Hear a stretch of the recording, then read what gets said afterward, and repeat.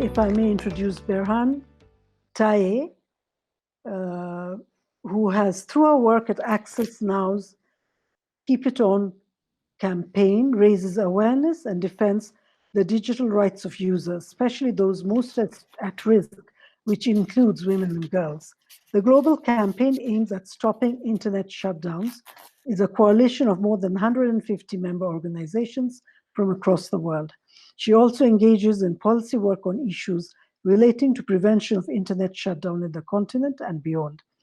Berhan is a researcher whose work has spanned countries of sub-Saharan Africa, Ethiopia, Kenya, Senegal, South Africa, for some examples. In the research, she explores the relationship between emerging technologies such as AI and drones and how they affect social justice. She has done considerable research on gender and the impact of technologies on women and gender equality. This has involved looking at how GBV happens online and how technology can be harnessed to mitigate its impacts. Before joining Access Now, she was a researcher for the Technology for Social Justice Field Scan project, where she investigated the tech and social justice space in the US. Before that, she was a Ford Mozilla Open Web Fellow with Research Action Design and Open Technology Institute. Berhan previously worked with the Alliance for Affordable Internet, researching the gender digital divide in Kenya, and at the IGAD's Conflict Early Warning and Early Response Center, mitigating violent conflict in East Africa. She has also conducted research on transitional justice and criminal violence at the University of Notre Dame and engaged legislative processes related to land rights in Cape Town, South Africa. Berhan holds an MA in Peace Studies and Public Policy from the University of Notre Dame and a BA in International Relations from Malmo University. Over to you, Berhan. Thank you, Sheila, and good afternoon, everyone. It is afternoon in Nairobi, Kenya. Thank you for the invitation and the esteemed colleagues that were talking about many of the important things, and the research that you all are doing is quite impressive. So I want to take this conversation a bit to the online space and talk about online gender-based violence and what that means in this conversation. So some of the research, for instance, that has been done by Association for Progressive Communication and policy based out of Uganda, for instance, says that 30% of women that they've surveyed have experienced some form of online gender-based violence. So what that means is, cyber stalking, revenge porn, publishing of people's naked or nude pictures without their consent, trolling and harassment online is quite prevalent for many of the women that are connected to the internet. That is their daily experience of the internet. So for instance, out of those people that are also surveyed, for instance, 95% say they don't know any legislation that can help protect them from this, or if somebody's nude pictures are leaked online, they don't know that they can go to the police and report that. In many other contexts, actually, what we know is that it's the victims that are actually prosecuted for the things that are happening to them online. And what makes this, I think, online gender-based violence a bit different from many of the things that we've been talking about today is that, at least for instance, in Ethiopia, 90% of the victims of online gender-based violence say they don't know who the perpetrators are. So that's a very different angle. So now when we're talking about COVID and everybody being stuck at home, the lockdown, children's not being able to go to school, it doesn't mean that the gender-based violence that we're seeing is only confined to the home space, right? Like, so people are online, a lot more people are working from home. So there's definitely an extension of that violence also happening in the online space. And then when we're looking at the cybersecurity space, we've received many reports from across the world. A lot of cybersecurity experts are talking about the insecurity of the cyberspace right now, whether it's end-to-end encrypted platforms not necessarily being end-to-end encrypted, or people being targeted, phishing attacks. There's an increase in the insecurity of the cyberspace. So women are, of course, disproportionately going to be affected by that. So what are the online gender-based violence that we're seeing? We know that women don't have the necessary digital security trainings, and they're more prone to be hacked. They're more prone to be targeted just because of the nature of technology and the fact that it perpetuates what exists in the offline space. So one thing that we've seen, for instance, here in Kenya is that in the COVID conversation, a person that was diagnosed with COVID-19 and was published and was a bit known to the public. For instance, their nude pictures were leaked online. So that is, you'd assume this sort of things would not happen at this time, but the perpetrators of gender-based violence are also online working, doing that. So that's one case that we've seen, for instance, to be a problem. Legislation still are not really strong enough to protect women from all of the things that are happening. So then when we shift this conversation to understanding, yes, technology is really important at this time, because we, all of us sitting out of our homes, are able to have this conversation and to dialogue, to be able to work from home, because we have access to technology, because we have access to the internet. But the downfall of that is that when all of these online gender-based violence that we're seeing are being perpetuated online, what are the platforms and the technologies that are facilitating and aiding and abating this violence to continue to happen in the online space? And of course, as always, the platforms, social media platforms especially, are really critical in the conversation of online gender-based violence. And one of the things that we've seen is with the issues of content moderation. So what we mean with content moderation or content governance is, when you post something on Facebook, Twitter, or other platforms, how is that content governed? How is it taken down? So we know there's been a lot of conversation about how, for instance, Facebook and Twitter are moderating content right now, and how content might not necessarily be taken down because a lot of the content moderators that are working from home, or it will be the artificial intelligence that will be taking down content.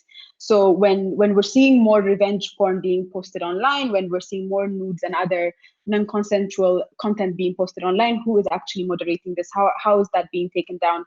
Women are still going to be disproportionately affected.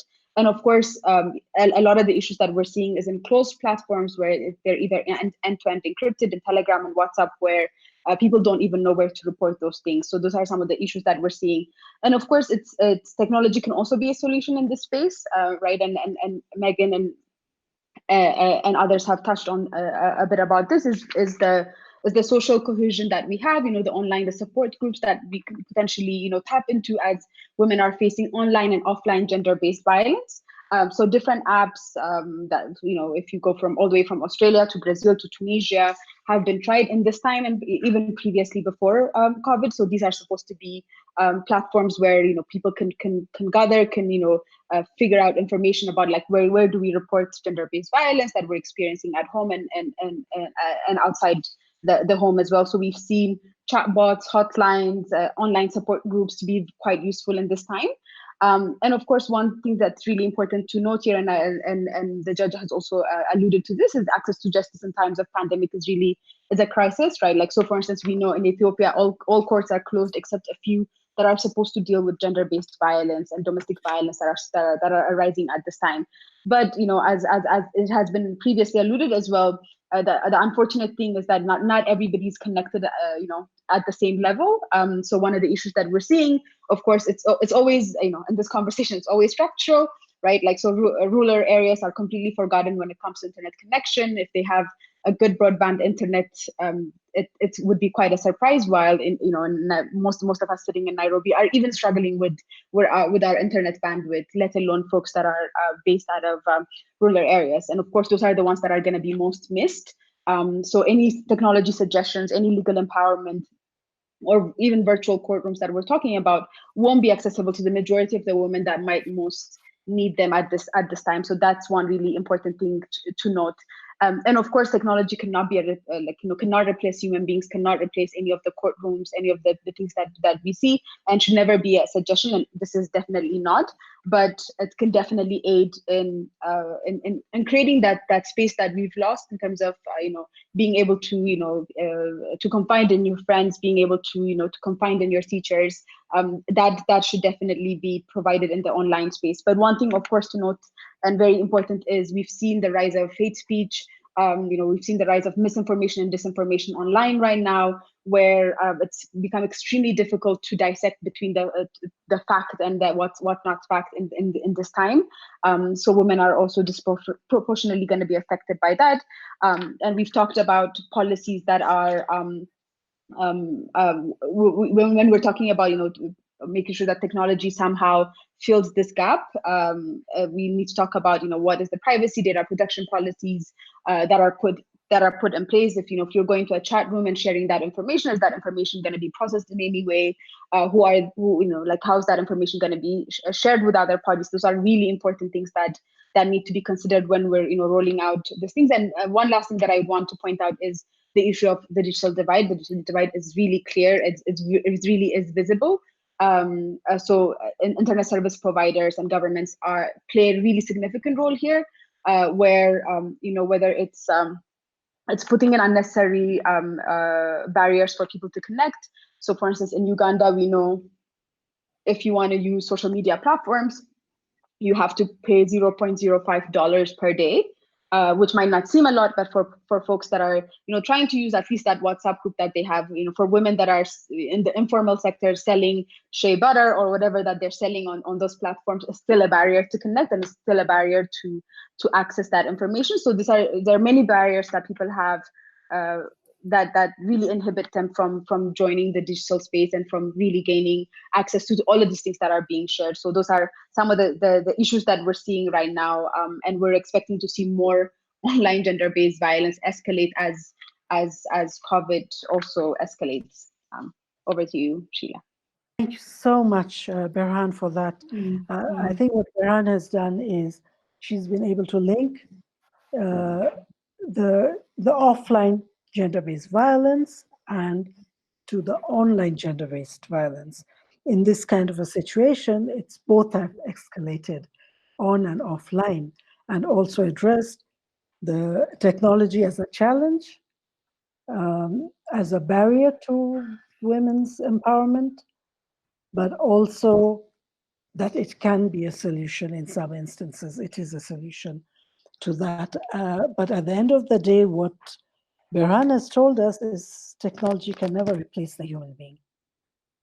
So while we can harness technology to help us, and despite the digital divide, those are issues, weak enforcement, problems with moderating online content and reporting, some lack of awareness. Despite all that, at the end of the day, we know the human being is still very important.